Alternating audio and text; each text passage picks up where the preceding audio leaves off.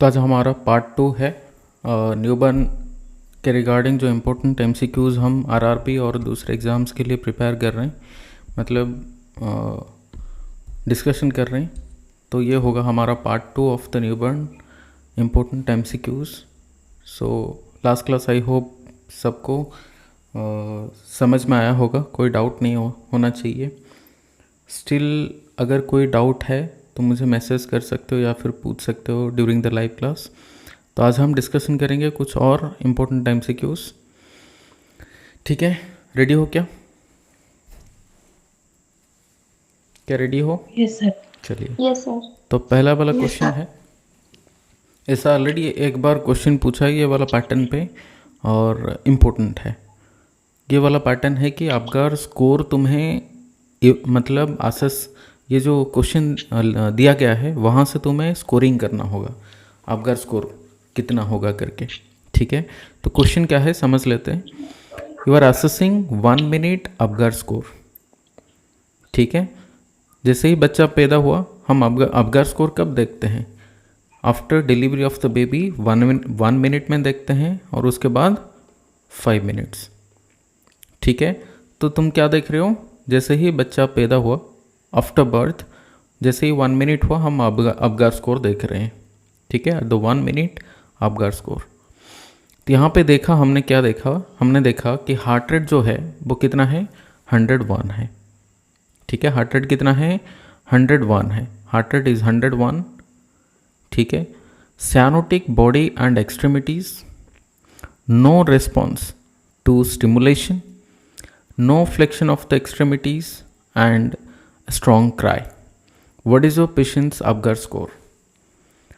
अभी क्वेश्चन में ये बताया गया, ये सारे पॉइंट्स हैं और तुम्हें बताना है अपगर स्कोर कितना होगा करके।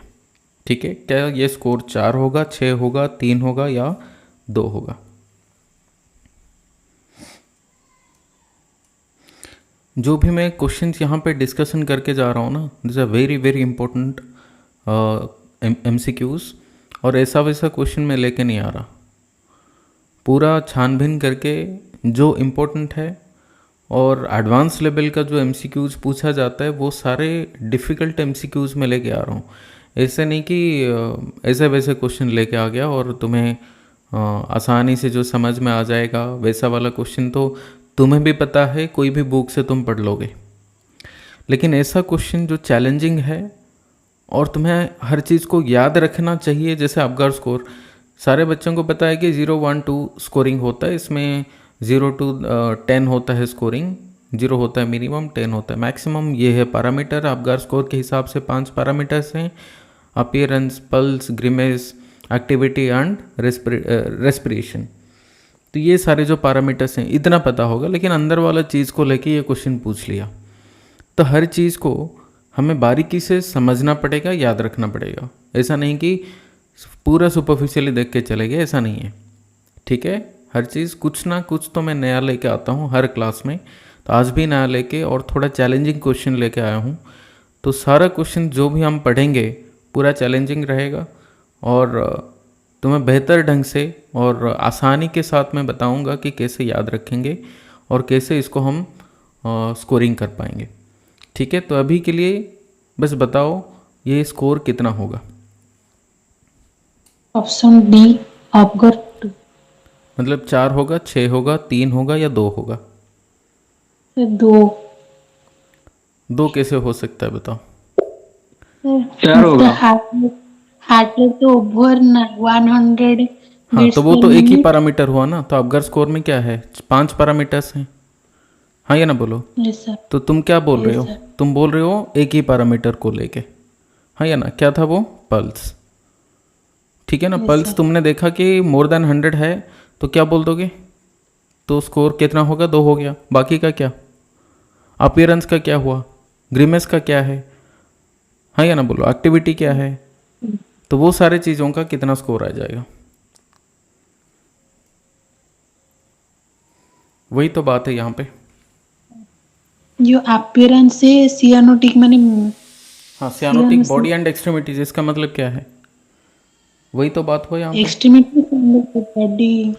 No Cyanosis. Response to stimulation, no flexion of extremities and strong cry. तो यही बात है जो हमें समझना है, ठीक है। जहाँ पे तुम एक ही चीज़ समझ लो, जहाँ पे नो लिखा है ना वहाँ पे 0 स्कोर आ जाएगा। जहाँ पे कोई रिस्पॉन्स नहीं, नो रिस्पॉन्स टू स्टिमुलेशन, क्या लग रहा है यहाँ पे कोई रिस्पॉन्स नहीं है तो क्या देंगे भाई 0, सिंपल सा है या ना। तो ये हो गया 0। No flexion of the extremities, ये हो जाएगा 0। स्ट्रॉन्ग क्राई और विगरस क्राई जो रेस्पिरेशन में मतलब आता है, रेस्पिरेशन वाला पॉइंट पे, वो हम देते हैं कितना 2। जहाँ पर टोटल बॉडी पिंक होता है हम देते हैं 2, बॉडी पिंक एक्सट्रीमिटीज ब्लू देते हैं 1, पूरा ब्लू और पेल देते हैं 0। तो यहाँ पे अगर पूरा सियानोटिक है, कंप्लीट बॉडी एंड एक्सट्रीमिटी देंगे तो 0। हार्ट रेट 101 मतलब देंगे क्या 2 देंगे स्कोर, तो क्या हो गया 200 यही वाला बात है ना। हार्ट रेट 101 देंगे 2, सियानोटिक बॉडी एंड एक्सट्रीमिटीज देंगे 0, कोई रेस्पॉन्स नहीं टू द स्टिमुलेशन मतलब ग्रिमेस हो गया 0, ठीक है। And then no flexion of the extremities हो गया 0 and strong cry will be 2। So total score is equal to 4। तो आंसर इज ऑप्शन ए। तो इसको और थोड़ा सा आसानी से समझते हैं, ठीक है। तो अबगर स्कोर को कैसे हमें याद रखना और अबगर स्कोर के रिगार्डिंग क्या क्या क्वेश्चन पूछता है, ठीक है। तो पहले समझ लेते हैं अबगर स्कोर का जो सिस्टम है, इसमें 5 पैरामीटर्स हैं। तो क्या 5 पैरामीटर है, पहला वाला क्या है, तुम अपीयरेंस ले सकते हो, एक्टिविटी ले सकते हो, कोई प्रॉब्लम नहीं। अबगर का 2A है। निमोनिक क्या है अबगर का, अबगर स्कोरिंग का निमोनिक वही है, नाम ही काफ़ी है, हाँ या ना। अबगर 5 पैरामीटर हैं, तो क्या क्या पैरामीटर्स होगा, तो नंबर 1 ए इज, जल्दी बताओ, एक्टिविटी ले सकते हो या अपीयरेंस ले सकते हो। अगर एक्टिविटी तुमने लिया तो एक्टिविटी मतलब मसल टोन, अगर मसल टोन बिल्कुल एब्सेंट है, मैंने क्या बोला, जहाँ पे 0 कुछ भी नहीं है तो दे देंगे 0। यहाँ पे देख सकते हो एब्सेंट है मसल टोन 0, पल्स एब्सेंट है नहीं है तो 0 दे देंगे, हाँ या ना। ग्रिमेस नहीं है, फ्लैसिड है तो भी 0 देंगे। ब्लू और पेल, मैंने क्या बोला, अगर एक्सट्रीमिटीज एंड बॉडी पूरा टोटल क्या है ब्लू या पेल होगा तब भी देंगे 0। रेस्पिरेशन एब्सेंट है, देखो हर जगह पे जहाँ पे भी एब्सेंट हुआ हमने क्या दे दिया 0 दे दिया स्कोर। वही यहाँ पे मैंने क्या बोला, कोई रिस्पॉन्स नहीं है टू स्टिमुलेशन 0 दे दिए, नो फ्लेक्शन टू एक्सट्रीमिटीज दे दिए 0, सियानोटिक बॉडी है देंगे 0, ठीक है। अगर ये पिंक बोलते, पिंक मतलब ब्लड सप्लाई ठीक से हो रहा है, सियानोटिक मतलब ब्लड सर्कुलेशन ठीक से नहीं हो रहा, ठीक है ना। तो ये दोनों के बीच में कंसेप्ट समझ लो क्या है यहाँ पे, ठीक है। एनीवे यहाँ पे समझते हैं हर एक चीज़ को एक एक करके बारीकी से, तो आसानी से समझ में आ जाएगा। पहले समझते हैं एक्टिविटी या मसल टोन, ठीक है। अगर बच्चा हिलता डुलता बिल्कुल है नहीं, पूरा कंप्लीटली क्या है, एक्सटेंडेड आर्म है, एक्सटेंडेड लेग है और वैसे पड़ा रहा है, तो बोल देंगे क्या, बिल्कुल एक्टिविटी नील है, 0 है, तो देंगे क्या, एब्सेंट है मतलब 0 स्कोर दे देंगे। अगर सिर्फ एक्सट्रीमिटी आर्म और लेग फ्लेक्शन है, बाकी बॉडी मतलब जो ट्रंक है वो वैसे सुपाइन पोजीशन में है और बाकी सिर्फ हाथ और पैर हिला रहा है और कुछ नहीं है, तो देंगे स्कोर 1। और एक्टिव मूवमेंट मतलब बॉडी मतलब इधर उधर मतलब घूमना तो नहीं बोल सकते, रोलिंग भी तो नहीं हो सकता ड्यू बर्न का, तो एक चीज़ यहाँ पे हो सकता है जैसे कि हेड को रोटेट करना, मतलब side wise rotate in the sense ये क्लॉकवाइज या एंटी क्लॉकवाइज नहीं बोल सकते, मतलब राइट टू लेफ्ट या लेफ्ट टू राइट ऐसे मूवमेंट करना, साथ में हाथ का मूवमेंट होना एंड पैर का मूवमेंट, एक्टिवली बच्चा खेलना, और देखने से पता चल जाएगा कि बच्चा एक्टिवली खेल रहा है या नहीं खेल रहा है, ठीक है। तो वो एक्टिव मूवमेंट अगर है तो देंगे 2। तो क्या हो गया यहाँ पे मसल टोन का, मसल टोन के लिए क्या मैं बोल रहा हूँ यहाँ पे बताओ, मसल टोन के लिए या फिर मसल टोन को हम क्या बोल रहे हैं, एक्टिविटी, ठीक है। क्या हो रहा है जल्दी बताओ, अगर मसल टोन बिल्कुल क्या है एब्सेंट है तो देंगे स्कोर क्या, जल्दी बताओ 0, ठीक है। समझ में आ रहा, थोड़ा मेरे साथ बोलने के लिए कोशिश करो, इजीली समझ में आ जाएगा और तुम्हें याद भी रहेगा। पहले क्या है, अगर बिल्कुल एक्टिविटी नहीं कर रहा बच्चा, पूरा कंप्लीटली हाथ पैर पूरा एक्सटेंडेड है, पड़ा रहा है, तो देंगे क्या? 0। 0। ठीक है, नेक्स्ट क्या है बताओ? नेक्स्ट क्या होना चाहिए? हाथ पैर बस थोड़ा बहुत हिलता डुलता है, तो क्या बोलेंगे? एक्सट्रीमिटी का फ्लेक्शन हो रहा। ठीक है, एक्सट्रीमिटी क्या हो रहा है? फ्लेक्शन ऑफ द एक्सट्रीमिटीज, देंगे क्या स्कोर? 1। बैकग्राउंड में नॉइज है तो प्लीज म्यूट रखना। ठीक है, लेकिन अगर हाथ पैर साथ में हेड और कंप्लीट बॉडी अगर मूवमेंट हो रहा, एक्टिव मूवमेंट हो रहा, ठीक है, एक्टिव मूवमेंट अगर हो रहा है तो देंगे स्कोर 2। तो यहाँ पे क्या लग रहा है बताओ? एक है हम देख रहे हैं पूरा बॉडी क्या बिल्कुल मूवमेंट नहीं कर रहा, और दूसरा हम देख रहे हैं क्या एक्सट्रीमिटी का कोई मूवमेंट हो रहा है क्या, और देन देख रहे हैं पूरा बॉडी का मूवमेंट कैसा है। तो यही तो है ना, समझ रहे हो? पूरा बॉडी बिल्कुल मूवमेंट नहीं कर रहा, एक्सट्रीमिटी, एंड देन पूरा बॉडी अच्छे से मूवमेंट कर रहा। 0 1 2 खत्म। समझ में आ रहा है? मसल टोन, मसल टोन समझ में आया? अभी इसीलिए क्या बोलेंगे भाई यहाँ पे मसल टोन के रिगार्डिंग, यहाँ पे मसल टोन के रिगार्डिंग क्या बोलेंगे? No flexion of the extremities. इसका मतलब एक्सट्रीमिटी का भी मूवमेंट नहीं हो रहा, बॉडी का तो छोड़ो, समझ रहे हो ना? अगर एक्सट्रीमिटी मूवमेंट नहीं हो रहा, मैंने क्या बोला? पहले तो बिल्कुल एब्सेंट रहेगा, नेक्स्ट एक्सट्रीमिटी मूवमेंट होना चाहिए, देन पूरा बॉडी का एक्टिव मूवमेंट होना चाहिए। अगर बिल्कुल एक्सट्रीमिटी ही मूवमेंट नहीं हो रहा तो फिर क्या बोल देंगे? यहाँ पे स्कोर दे देंगे 0। समझ गए? हाँ या ना बोलो? Yes sir. चलो, yes sir. So next scoring वाला जो है ना, नेक्स्ट स्कोरिंग क्या है यहाँ पे? Next scoring is pulse. ठीक है, अगर पल्स बिल्कुल एब्सेंट है देंगे 0, कुछ तो है नहीं, 0 दे देंगे स्कोर। 100 से कम है तो देंगे 1, 100 से ज़्यादा है तो 2। सिंपल है, इसमें कोई मतलब क्या कोई कंफ्यूजन नहीं है। हम देंगे यहाँ पे जो बेसिकली हम पैरामीटर का एक क्या मानते हैं, लाइन मानते हैं, वो है 100 बीट्स पर मिनट। पल्स का जो बेसिकली मानते हैं लाइन वो है 100 का, है या ना?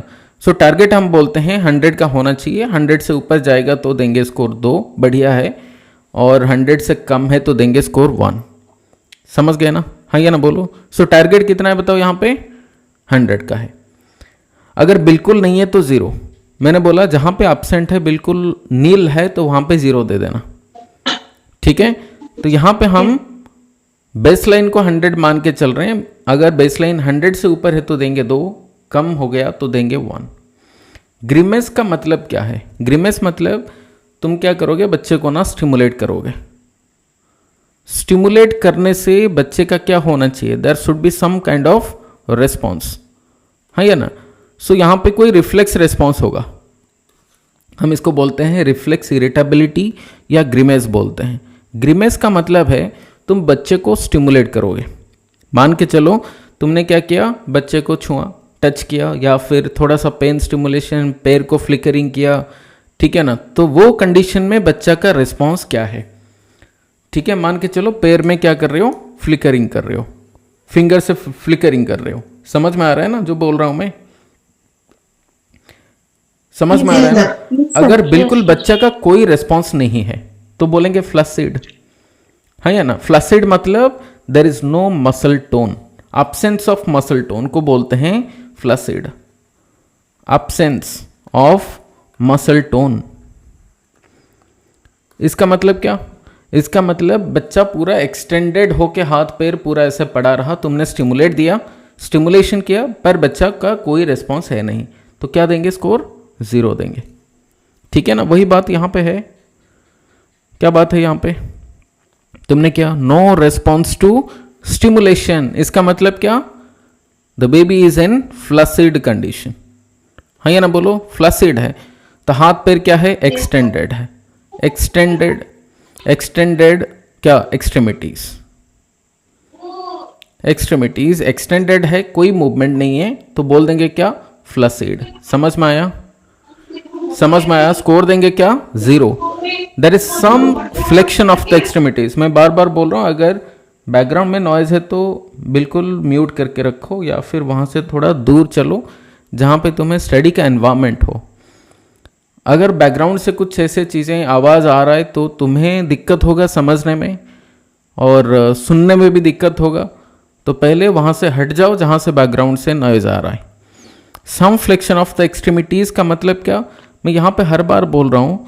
पहले हम क्या देख रहे हैं, यहाँ पे हम देखते हैं कोई भी, जैसे कि मान रहे हैं एक्टिविटी हो गया या ग्रिमेस हो गया या फिर अपीयरेंस हुआ, तो पहले हम देख रहे हैं बॉडी, उसके बाद एक्सट्रीमिटी, देन पूरा बॉडी।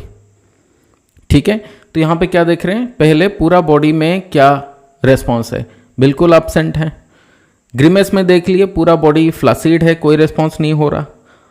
देन अपीयरेंस में भी वही देख रहे हैं, पूरा बॉडी में पेल या ब्लू कलर का है। नेक्स्ट हम देख रहे हैं क्या, एक्सट्रीमिटी, आर्म और लेग फ्लेक्स्ड है, ये तो एक्सट्रीमिटी हुआ बात। ग्रिमेस में वही देख रहे हैं, सम फ्लेक्शन ऑफ एक्सट्रीमिटीज। देन देख रहे हैं अपीयरेंस में एक्सट्रीमिटीज, एंड देन पूरा देख रहे हैं बॉडी, पूरा बॉडी में क्या हो रहा। ठीक है ना, तो यहां पे एक देख रहे हैं क्या पूरा बॉडी में कोई चीज का अब्सेंस है। देन हम देख रहे हैं क्या हाथ पैर थोड़ा सा हिल रहा है क्या, ठीक है ना। उसके बाद देख रहे हैं क्या पूरा बॉडी मूवमेंट अच्छा से हो रहा है क्या, वही बात है, समझ रहे हो ना। तो क्या क्या, एक तो एक्टिविटी हमने पढ़ा, उसके बाद पल्स देख लिया, उसके बाद ग्रिमेस देख रहे हैं। ग्रिमेस में पूरा बॉडी का कोई रिस्पॉन्स नहीं है, वहां पे देखेंगे क्या नेक्स्ट, अगर थोड़ा बहुत हाथ पैर हिल रहा है तो दे देंगे क्या, एक सम फ्लेक्शन ऑफ द एक्सट्रीमिटीज। अगर पूरा बॉडी एक्टिवली मूवमेंट हो रहा है, बच्चा स्नीजिंग कर रहा है, कफिंग कर रहा है, अगर थोड़ा सा स्टिमुलेट करोगे तो पैर खींच के ले जाएगा या फिर हाथ ले जाएगा उधर से हटा के, तो दे देंगे दो, एक्टिवली मूवमेंट हो रहा है बच्चा का।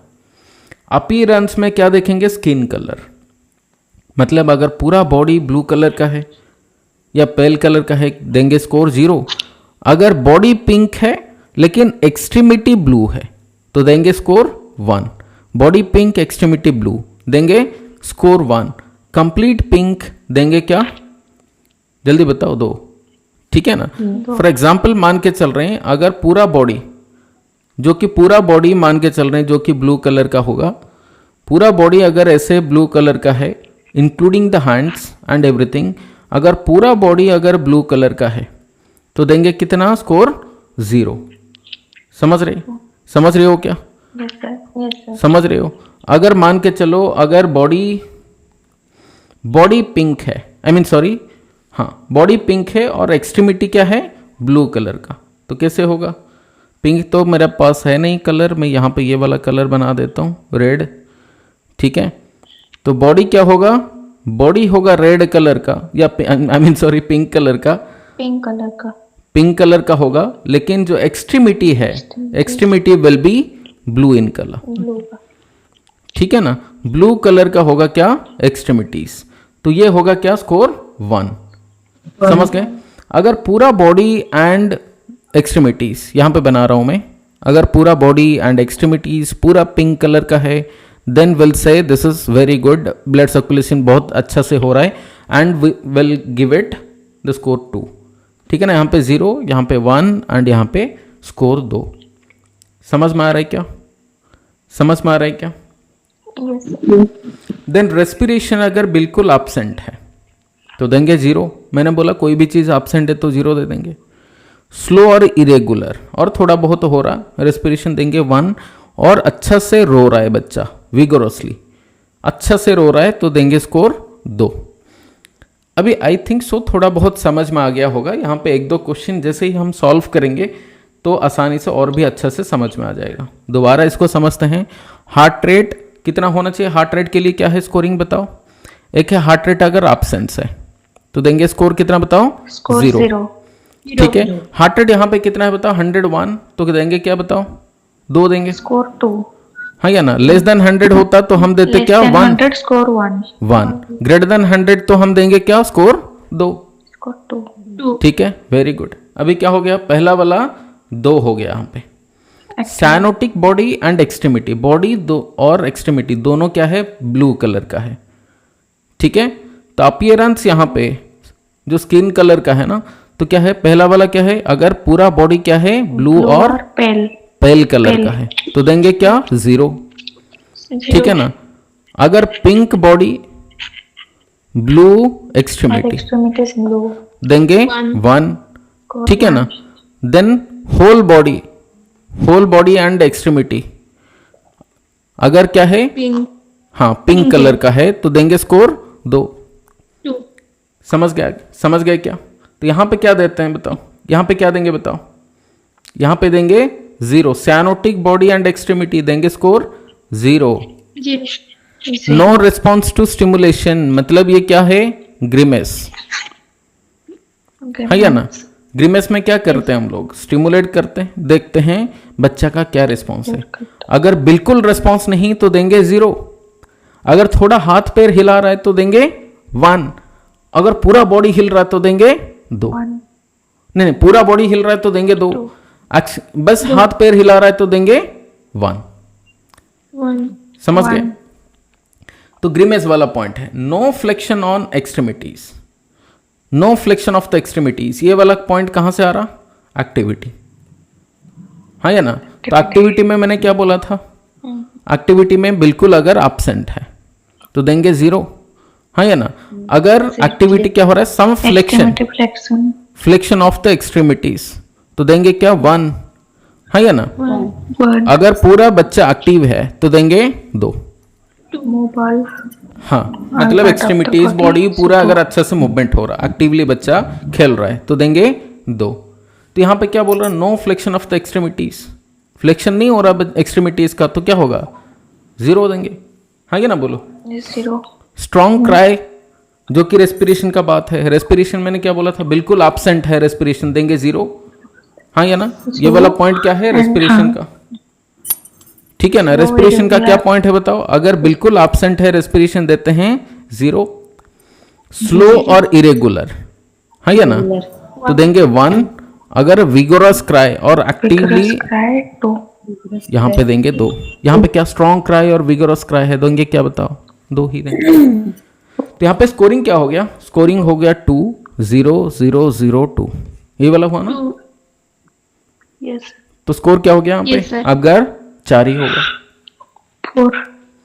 अभी 5 पैरामीटर है अबगार का, ठीक है? अबगार का 5 पैरामीटर है। हर एक के लिए स्कोरिंग जो है ना शुरू होता है कहां से? 0 से, एंड होता है 2 से, हाँ या ना? बोलो 0 to 2 इसका स्कोरिंग सिस्टम है।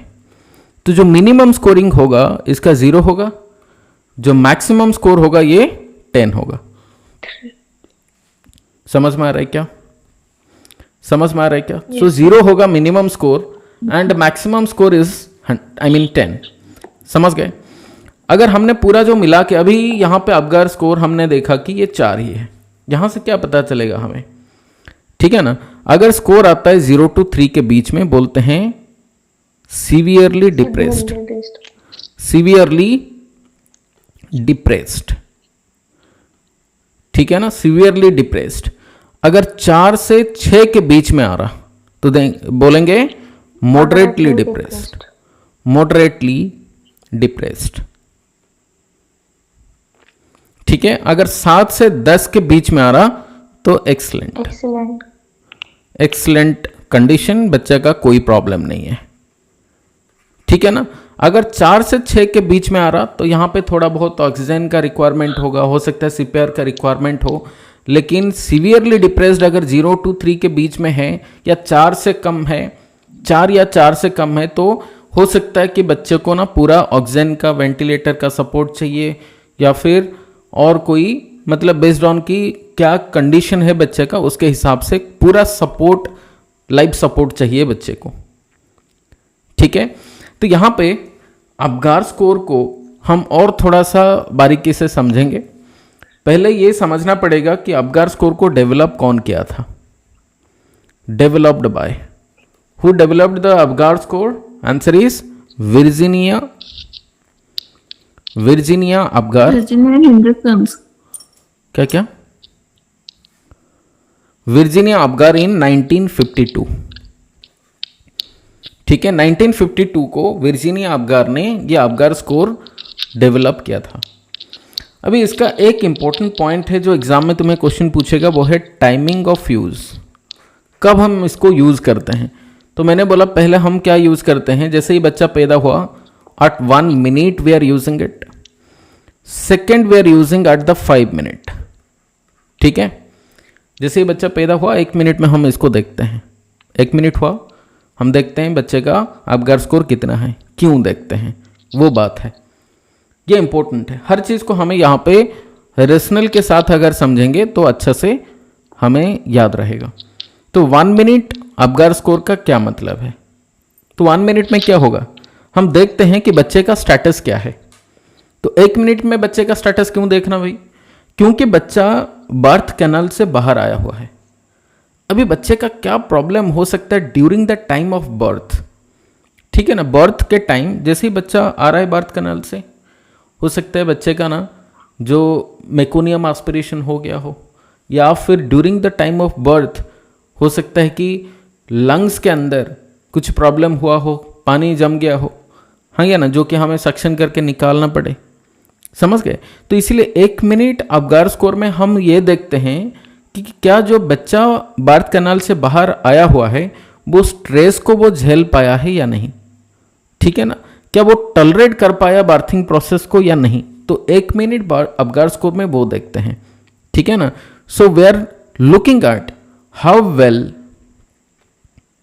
Well the baby tolerated the birthing process, the baby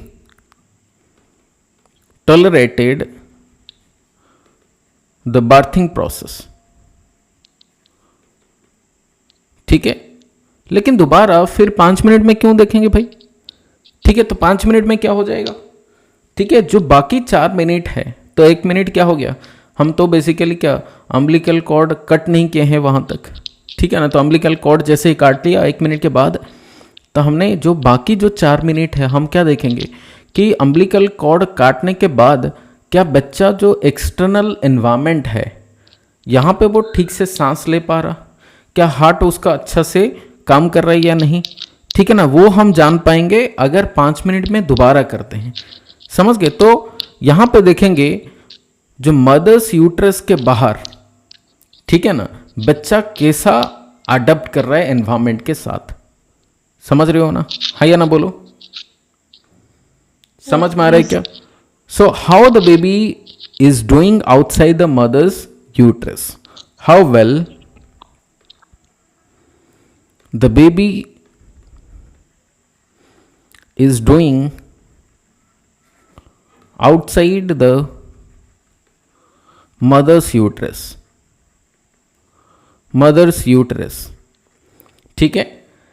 तो रेयरली हम 10 मिनट में तीसरे बार के लिए हम अपगार स्कोर देखते हैं, बट रूटीनली 1 मिनट और 5 मिनट में देखा जाता है। रेयरली कभी कभी अगर मान के चल रहे हैं 5 मिनट में जो अपगार स्कोर हमने देखा, if it is less than 7, 7 से कम हुआ, तो इसका मतलब क्या है, the baby is in moderately depressed, हाँ या ना बोलो? समझ में आ रहा है क्या? अगर 5 मिनट में जब हमने देखा स्कोर, अपगार स्कोर, वो हमने देखा 7 से कम है, तो हमें दोबारा और 10 मिनट्स में देखना पड़ेगा। तो तीसरे बार के लिए 10 मिनट्स में हमें अपगार स्कोर देखना, कौन सा वाला टाइम पे? अगर जल्दी बताओ, अगर Apgar score at 5 minute is less than 7, हाँ या ना बोलो? It should be done, it is done rarely, उसको रेयरली किया जाता है इफ द 5 मिनट, याद रखना, the 5 minute Apgar score is less than 7। समझ में आया, हाँ या ना बोलो? बट रूटीनली क्या करते हैं, 1 minute Apgar score and 5 minute Apgar score 5 routinely किया जाता है। लेकिन कब करते हैं हम? थर्ड टाइम के लिए 10 मिनट्स में किया जाता है, लेकिन करेंगे तब जब 5 मिनट वाला अपगार स्कोर का जो स्कोर है लेस देन 7 हो। समझ गए ना? कंसेप्ट समझ में आया ना? Yes, sir. चलो, तो चलिए आगे बढ़ते हैं, नेक्स्ट वाला क्वेश्चन देखते हैं। On delivery of a newborn the nurse performs an initial assessment, when should the nurse plan to determine the Apgar score? Apgar score कब देखना चाहिए? A, at 1 minute after birth and 5 minutes after birth, b, immediately after birth, 3 minutes after birth and 10 minutes after birth, C, at 1 minute after birth, 5 minutes after birth and 10 minutes after birth, D, at 1 minute after birth after cord is cut, after the mother delivers the placenta. Option A. Option A. Option A और सी के बीच में क्या difference है बताओ। हम सी क्यों नहीं होगा यहाँ पे? सी होगा। ए और सी, बी तो नहीं होगा डेफिनेटली। इमीडिएटली आफ्टर बर्थ तो नहीं है, and after cord is cut delivers the placenta, ये तो नहीं है। हाँ बोलो। सी होगा। 1 मिनट और 5 मिनट को हम प्राइमरीली चेक करते हैं। Very good. उसके बाद अगर 5 मिनट में अगर एब्गर स्कोर लेस देन 7 हुआ तो हम 10 मिनट में फिर से चेक करते तो हैं। फिर यहाँ पे स्कोर मतलब आंसर क्या होगा? ए और सी होगा, दोनों में से कौन सा वाला होगा? Option A. Very good, answer is option A. Routinely हम क्या करते हैं? 1 मिनट और 5 मिनट्स में करते हैं, है या ना? बोलो। देखो इसलिए मैं ये वाला क्वेश्चन यहाँ पे रखा, सो दैट तुम्हें थोड़ा सा ना क्लैरिटी मिले कि अबगार स्कोर को कब करना चाहिए। हालांकि हमें पता है 10 मिनट्स में करते हैं, but this is done rarely, है या ना? बोलो।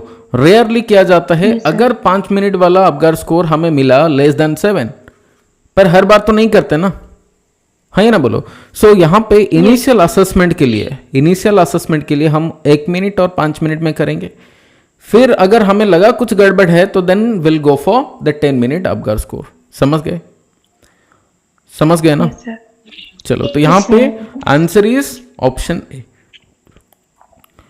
Next question is you are assessing, यहाँ पे इसको ना, ठीक है, anyway, you are assessing the 1 minute Apgar score of a newborn. On assessment you note that the following about the newborn patient. तुमने देखा ये सारे फीचर्स क्या? एक है बच्चे का क्या है? वीक क्राई है, weak cry, some flexion of the arm and legs, some flexion of the arms and legs, active movement and cries to stimulation, heart rate 145, pallor all over the body and extremities.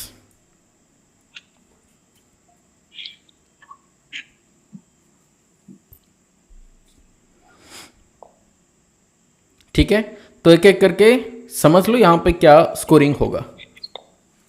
Sir Apgar को 6 sir. Okay, तो एक एक को समझते हैं, नीचे से चलते हैं। Pale all over the body and extremities कितना होगा बताओ? पेल या ब्लू होगा, पूरा बॉडी में है, बॉडी है, एक्सट्रीमिटी है, देंगे क्या बताओ? 0 देंगे। Very good. हार्ट रेट 145 देंगे क्या? 2 sir. 2, very good. And then active movement and cries to stimulation, इसका मतलब ग्रीमेस कितना होगा? ग्रीमेस होगा 2। ठीक है ना? Very good. And then there is some flexion of the arm and legs, some flexion of the arm and legs, कितना होगा स्कोर? देंगे 1, very good. And then weak cry, vigorous cry नहीं है, वीक क्राई मतलब again 1। 0 नहीं देंगे ना, absent होता तो हम बोलते, यहाँ पे देंगे 1। ठीक है ना? तो स्कोरिंग क्या हुआ? 1 1 2 2 0।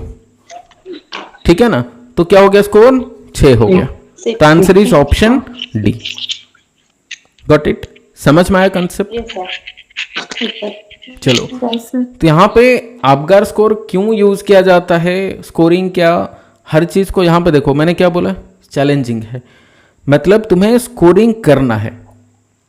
ठीक है ना? हर एक चीज को देख के पढ़ के तुम्हें स्कोरिंग करना, तो ऐसे याद आ जाएगा तुम्हें कैसे अबगार स्कोर क्या है, क्या क्या पैरामीटर्स है, हर चीज तुम्हें याद आएगा। ठीक है, चलिए तो आगे बढ़ रहे हैं। नेक्स्ट क्वेश्चन है, a newborn's 5 minute Apgar score is 5। Which of the following nursing interventions will provide to this newborn? 5 minute में जो अबगार स्कोर हमने देखा, ठीक है ना, वहां पे स्कोर कितना आया? 5 आया। 5 मिनट वाला अबगार स्कोर में हमें स्कोर मिला 5। तो क्या करना है? A, routine post delivery care. ठीक है, B continue to monitor and reassess the Apgar score in 10 minutes. C, some resuscitation assistance such as oxygen and rubbing baby's back and reassess the Apgar score. The full resuscitation assistance is needed and reassess the Apgar score. Sir option b. Sir option b होगा। Continue monitor the reassess the b. Okay, तुम क्या करिए, यहाँ पे Apgar score मैंने क्या बोला था, 0 to 3 मतलब सीवियरली डिप्रेस्ड, हाँ या ना बोलो। 4 to 6. 4 to 6 मतलब moderately depressed, Moderately depressed. Yes, sir. ठीक है। एंड 7 to 10 मतलब 10. बढ़िया, एक्सलेंट, कोई प्रॉब्लम नहीं। Thank you, sir. यहाँ पे जो अपगार स्कोर हमें 5 मिला, ये कौन से कैटेगरी के अंदर आ रहा बताओ? ये moderately. हाँ, मॉडरेट तो मैंने क्या बोला, जहाँ पे सीवियर वाला केस आ जाएगा ना, यहाँ पे फुल असिस्टेंस चाहिए बच्चे को, ठीक है ना, याद रखो फुल असिस्टेंस। अगर मतलब रेस्पिरेटरी या फुल सपोर्ट चाहिए, फुल सपोर्ट चाहिए, वो कार्डियो पल्मोनरी सपोर्ट इसको पूरा चाहिए। मॉडरेटली अगर है तो यहाँ पे क्या चाहिए, पार्शियल सपोर्ट, क्योंकि बच्चा का थोड़ा बहुत काम कर रहा है और हम थोड़ा सा सपोर्ट देंगे। 0 to 3 मतलब बच्चे का कुछ ही काम नहीं कर रहा, तो पार्शियल सपोर्ट किस में चाहिए, मॉडरेटली डिप्रेस्ड वाला बच्चों को। फुल सपोर्ट चाहिए 0 to 3 वाला स्कोरिंग के अंदर, समझ गए, हाँ या ना बोलो। अगर ये मॉडरेट वाला बच्चे को ना पार्शियल सपोर्ट चाहिए और हमने बस क्या क्या मॉनिटरिंग किया, क्या बच्चा ठीक हो जाएगा? मॉनिटरिंग कब करना बताओ, जब ये एक्सीलेंट स्कोर होगा, हाँ या ना बोलो। हम बस मॉनिटर करेंगे और बच्चा ठीक हो जाएगा, क्या बात समझ रहे हो? जब स्कोरिंग कितना होगा 7 to 10, तब हम क्या देंगे, routine care and post delivery care, that's it. समझ रहे हो बात? फुल रेसुसिटेशन असिस्टेंस कौन सा वाला बच्चे को चाहिए, Answer. जहां पे 0 to 3 होगा स्कोर, 0 to 3 Severe depressed. समझ गए ना, हाँ या ना बोलो। कंटिन्यू टू मॉनिटर, मॉनिटर कब करेंगे, अगेन जहां पे 7 to 10 होगा स्कोर। लेकिन यहां पे क्या रियासेस करना चाहिए अपगार स्कोर को 10 minute, no, it is not required. some resuscitation समझ गया ना, तो पार्शियल सपोर्ट चाहिए कौन सा वाला बच्चे को, जहां पर मॉडरेटली बच्चा डिप्रेस्ड है, तो यहां पे क्या चाहिए, सम रेसुसिटेशन असिस्टेंस, हो सकता है उसको ऑक्सीजन का रिक्वायरमेंट हो, rubbing babies back, and again हमें क्या चाहिए, रियासेस चाहिए, क्योंकि स्कोर कितना है, लेस देन 7 है। कब चाहिए रियासेस, एट 10 मिनट। at 10. बात समझ गए? तो क्या नहीं लग रहा यहां पे सी ऑप्शन सही होगा? Yes, sir. C होगा. तो answer is option C, that's it.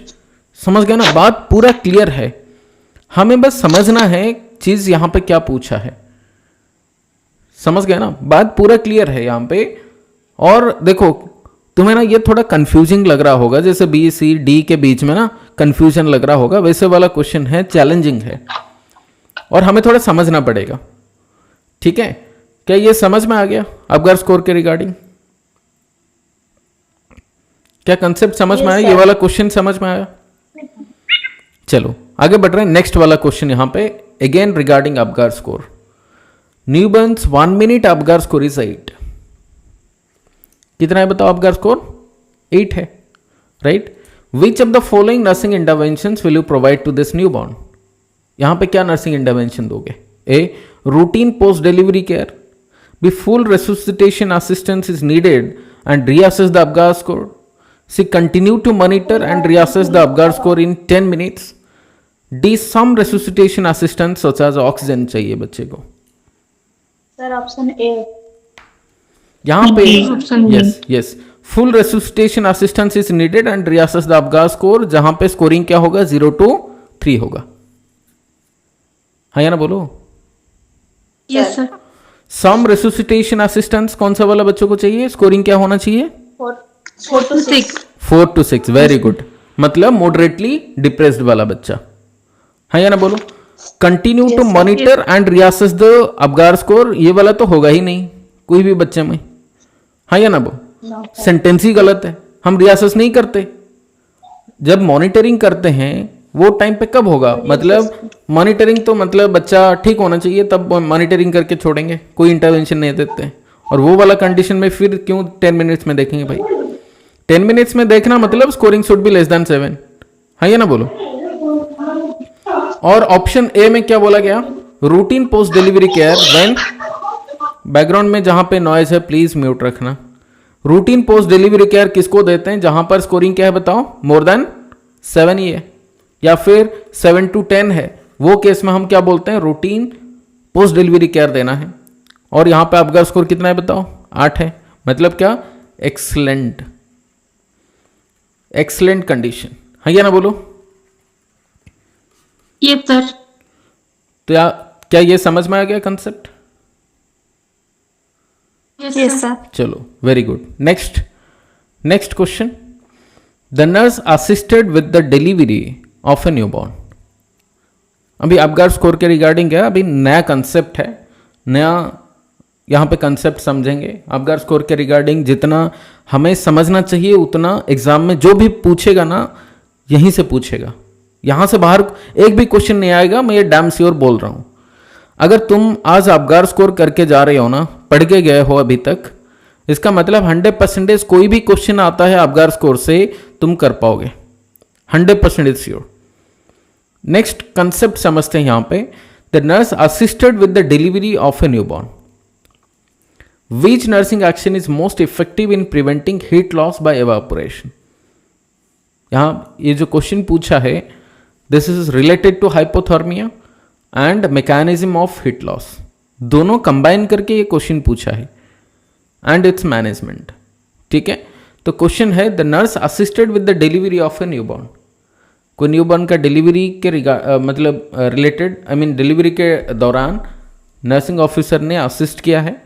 उसके बाद which nursing action is most effective in preventing heat loss by evaporation. Simple question ये बोला गया है, एवापोरेशन रिलेटेड हीट लॉस को प्रिवेंट करने के लिए क्या हमें करना चाहिए? A, warming the crib pad, b, closing the doors to the room, c, drying the infant with a warm blanket, d, turning on the overhead radiant warmer.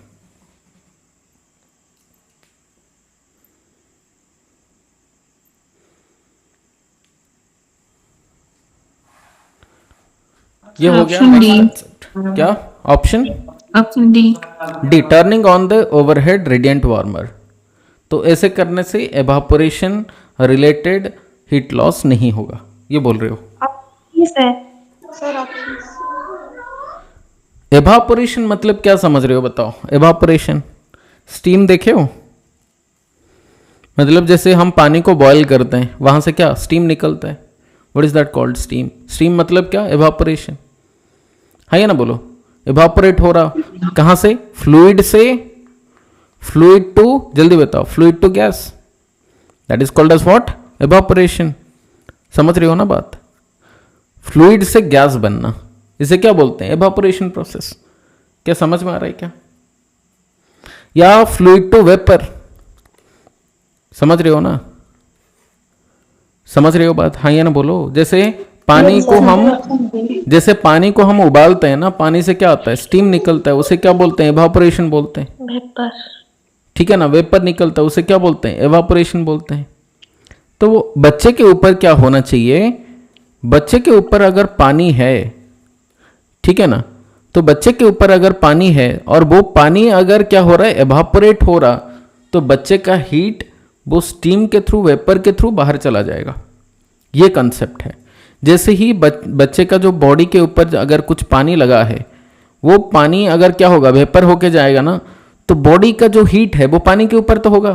तो जैसे ही एक वेपर गया, वो बॉडी का हीट थोड़ा सा लेके जाएगा, दूसरा वेपर और थोड़ा बॉडी का हीट लेके जाएगा, क्योंकि बॉडी का कांटेक्ट में था, है या ना बोलो? तो हर एक वेपर जैसे ही बाहर जाता है बॉडी का, तो वो कुछ कुछ टेम्परेचर को बॉडी से लेके बाहर चला जाएगा। तो वो एवापोरेशन को रोकने के लिए हम क्या करना चाहिए? Warming the crib pad, closing the doors to the room, drying the infant with a warm blanket, turning on the overhead radiant warmer. Sir option B. Option C. Answer is option C. इसीलिए क्या करते हैं, जैसे ही बच्चा बाहर आया immediately क्या करते हैं? पोंछ लेते हैं ना, है ना बोलो? या बच्चे को वैसे एमनियोटिक फ्लूइड जो लगा है ऐसे ही रखते हैं? नहीं रखते ना, क्या करते हैं? पूरा कंप्लीटली बच्चे को क्या करते हैं? वाइप करते हैं, पूरा ड्राई करते हैं, है ना बोलो? सो ड्राई करने का मतलब क्या है? Where preventing heat loss by evaporation. समझ रहे हो ना? जो बॉडी के ऊपर पानी लगा है वो पानी एवापोरेट ना हो जाए। एवापोरेट होने से बॉडी का हीट पानी के साथ चला जाएगा, तो इसलिए हम नहीं चाहते कि वो ऐसा हो। समझ रहे हो? सो इसीलिए हमें और कुछ चीजें यहां पे कंसेप्ट समझना पड़ेगा. The concept is what is the normal temperature of the newborn. क्या है बताओ, कौन बोलेगा? What is the normal temperature of newborn? 36.5 to 37. The normal temperature is 36.5 to, जल्दी बताओ, 37. 37.5 degree centigrade. This is what called as normal temperature. हाँ या ना बोलो. नाउ 36.5 से नीचे जितना भी जाएगा हम बोलेंगे हाइपोथर्मिया. राइट? यहां पे क्या हो रहा? हाइपोथर्मिया मतलब टेम्परेचर बॉडी से लॉस होना, हीट लॉस होना. हीट लॉस होने से हाइपोथर्मिया होगा. And there are different mechanisms, we'll see. So less than 36.5 will be called as hypothermia. So अगर ये टेम्परेचर 36.0 टू 36.4 के बीच में है, मतलब 36.5 से कम लेकिन 36 के अंदर ही है, 36 टू 36.4, तो इसे क्या बोलेंगे? This is called mild hypothermia. क्या बोलेंगे? Mild hypothermia. माइल्ड हाइपोथर्मिया, या फिर इसे अदरवाइज बोलते हैं कोल्ड स्ट्रेस. क्या बोलेंगे? एग्जाम में ऑलरेडी क्वेश्चन पूछा है, what do you mean by cold stress. Cold stress का टेम्परेचर कितना है? तो कितना होगा? 36 to 36.4. The next is called moderate hypothermia, जहां पर टेम्परेचर 32.0 से लेके 36 तक तो गया हुआ है. यहां पे क्या लेंगे? 35.9 देंगे. बोलेंगे क्या? मॉडरेटली या मॉडरेट हाइपोथर्मिया. कोई भी टेम्परेचर लेस देन 32.0 बोलेंगे सीवियर. समझ में आ गया? So there are 3 different categories of hypothermia based on temperature कितना है. एक है क्या बताओ? Mild, moderate and severe. ठीक है, माइल्ड, मॉडरेट एंड सीवियर. तो माइल्ड मतलब क्या? 36 टू 36.4. मॉडरेट मतलब क्या? जल्दी बताओ. 32 टू 35.9. सीवियर मतलब क्या? Less than 32. That's it. समझ गए? सो ये हो गया concept regarding body temperature. Now body temperature क्यों कम होता है न्यूबॉर्न में? So that will be called as what? Mechanism of heat loss. Mechanism of heat loss. So mechanism of heat loss में 4 चीज आता है. क्या? एक है कंडक्शन. नंबर 2, जल्दी बताओ, convection. Convection. Number 3 is evaporation,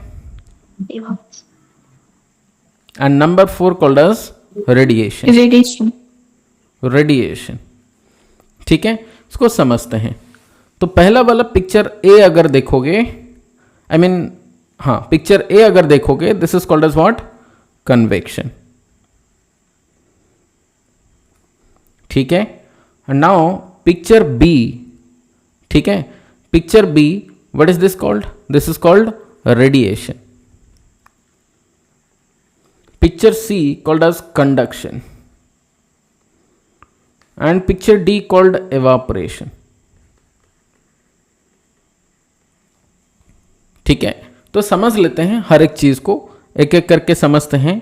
पहले समझते हैं what do you mean bye conduction.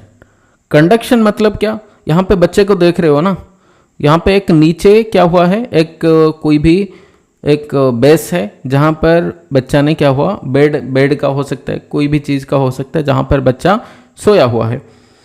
और जो हीट है वो डायरेक्टली जा रहा कहाँ पर? ये ऑब्जेक्ट के ऊपर. और मतलब हीट लॉस हो रहा है, बॉडी का जो हीट है वो ऑब्जर्व हो रहा है, ट्रांसफर हो रहा है टू द कोल्ड ऑब्जेक्ट. मान के चलो ये वाला एक कोल्ड ऑब्जेक्ट है और बच्चा क्या हो रहा है? Directly in contact with the cold object. तो क्या होगा? हीट डायरेक्टली ट्रांसफर होगा बॉडी टू द ऑब्जेक्ट. हाँ, ये ना बोलो, समझ रहे हो ना? तो यहां पे क्या है? The body is in contact, direct contact with the object. याद रखो, तब बोलेंगे कंडक्शन. कंडक्शन में क्या होता है? हीट ट्रांसफर होता है जहां पर कोई कूलर ऑब्जेक्ट अगर directly in contact with the body. ठीक है ना, समझ में आ रहा? उसे बोलेंगे कंडक्शन. लेकिन कन्वेक्शन वाला स्टेप में यहां पे डायरेक्टली कंटैक्ट में नहीं है, यहां पे हीट लॉस और कोई तरीके से हो रहा, थ्रू ए मीडियम के थ्रू अगर होगा थ्रू ए मीडियम अगर होगा तो बोलेंगे कन्वेक्शन। अगर डायरेक्ट कांटेक्ट में, मान के चलो हमने क्या किया, एक क्या रखा, आइस रखा, ठीक है, मान के चलो ये एक आइस है, और यहाँ पे एक हमने क्या रखा, मान के चलो एक कोई भी कप हो गया या फिर कोई भी चीज़ हमने रखा यहाँ पे, ठीक है, और दोनों को साथ साथ जोड़ दिया, मतलब आइस को लगा के रखा। तो ये जो ऑब्जेक्ट मान के चलो ये नॉर्मल टेम्परेचर में था और आइस जो है वो कोल्ड है। तो ये जो नॉर्मल टेम्परेचर वाला ऑब्जेक्ट है वो कुछ टाइम के बाद जो कि आइस का कांटेक्ट में था, क्या वो मतलब कोल्ड नहीं हो जाएगा? समझ रहे हो ना, समझ रहे हो ना बात, कि आइस कांटेक्ट में जो आता है वो डायरेक्टली क्या होगा, कोल्ड नहीं होगा। समझ रहे हो ना? Yes, sir. तो इससे क्या Yes, बोलते हैं, yes, क्योंकि because both are in direct contact, that's why we are saying conduction. Conduction का मतलब है अगर कोई ऑब्जेक्ट डायरेक्ट कंटैक्ट में है और हीट ट्रांसफर हो रहा। समझ में आ रहा? मान के चलो बच्चे को हमने क्या किया, जैसे ही डिलीवरी हुआ, पहले ऐसे प्रैक्टिस था कि डिलीवरी करने के टाइम हम एक ट्रे में बच्चे को रिसीव करते थे, है ना? याद है किसी को? वो बच्चे को हमने एक ट्रे में रिसीव किया। जैसे ही बच्चे को हमने ट्रे में रिसीव किया तो वो ट्रे का जो टेम्परेचर है वो कम होगा डेफिनेटली बॉडी टेम्परेचर से, और ये ट्रे के अंदर जैसे ही हमने बच्चे को रिसीव किया तो बच्चा का जो टेम्परेचर है वो क्या होगा, डेफिनेटली कम हो जाएगा। बात समझ रहे हो क्या? यहां पे कम होने का क्या रीजन है, क्योंकि ट्रे का टेम्परेचर जो है, ट्रे का डायरेक्टली कांटेक्ट में आ गया बच्चा, और ट्रे क्या किया, बच्चे का जो हीट है वो ले लिया, ठीक है, और वो क्योंकि ट्रे कूल था, इसलिए अभी आजकल का जो कंसेप्ट है कि ट्रे यूज मत करो, डायरेक्टली क्या करो, बच्चे को ना टॉवल में रिसीव करो और मदर का एब्डोमेन के ऊपर डायरेक्टली डिलीवरी करके बच्चे को मदर का एब्डोमेन के ऊपर रख दो। ये कंसेप्ट हो, आजकल ट्रे का कंसेप्ट ही नहीं है। पहले इससे प्रैक्टिस किया जाता था लेकिन आजकल नहीं है। क्यों नहीं है? क्योंकि कंडक्शन के थ्रू वहां पे क्या हो रहा था, हीट लॉस होता था। ये हो गया नंबर 1। नंबर 2, अगर मान के चलो एनआईसीयू में काम कर रहे हो, वहां पे कोई एक बेड है, ठीक है ना, जैसे कि वो हो सकता है कि वार्मर का बेड हो, या फिर नॉर्मली जहां पे हम बच्चे को केयर देते हैं वो केयर देने के लिए बेड होता है बच्चों का, न्यूबॉर्न बेड। तो वो बेड के ऊपर अगर हम बच्चे को डायरेक्टली रख देते हैं विदाउट एनी वार्म क्लॉथ, या फिर वार्म टॉवल के ऊपर बच्चे को अगर नहीं रखे, डायरेक्टली बेड के ऊपर रख दिया, रेडिएंट वार्मर अलग है, अगर वार्म मतलब उसको हीट क्या है, प्री हीट क्या है, वो अलग बात है। अगर प्री हीट नहीं किया, अगर डायरेक्टली रख दिया वो कूल बेड के ऊपर, तो फिर क्या होगा, बच्चे का डायरेक्टली क्या होगा, टेम्परेचर लॉस होगा थ्रू कंडक्शन प्रोसेस। कोई भी ऑब्जेक्ट दो अगर कंटैक्ट में, डायरेक्ट कंटैक्ट में है और हीट ट्रांसफर हो रहा, बोलेंगे कंडक्शन स्टेप। ट्रांसफर ऑफ, ये वाला हो गया कंडक्शन। कंडक्शन मतलब क्या, transfer of heat, transfer of body temperature या बॉडी हीट बोल सकते हो, जो भी बोल सकते हो, body heat to cool object और cooler object in direct contact, in direct contact.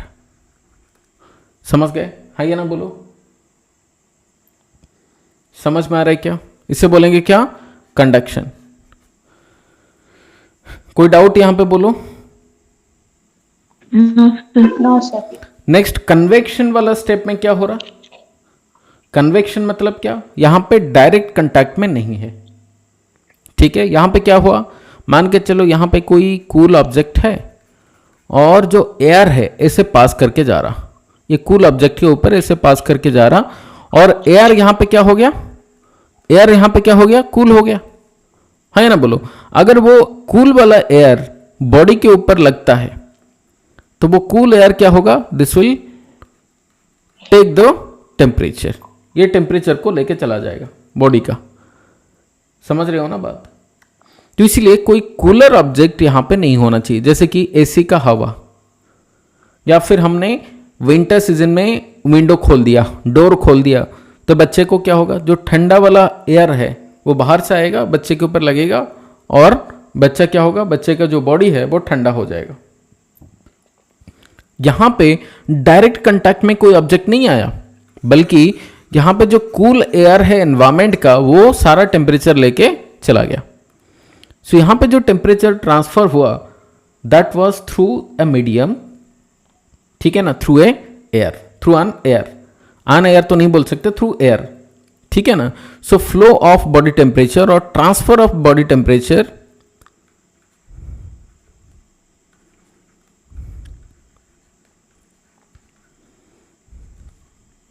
ठीक है ना, without direct contact, without direct contact,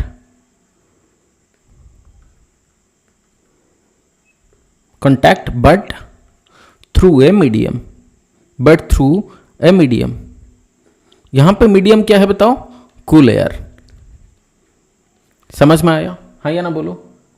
जैसे कि विंडो खोल देना, डोर खोल देना, एसी का हवा आना, वो सारे क्या होता है, टेम्परेचर लेके चला जाता है।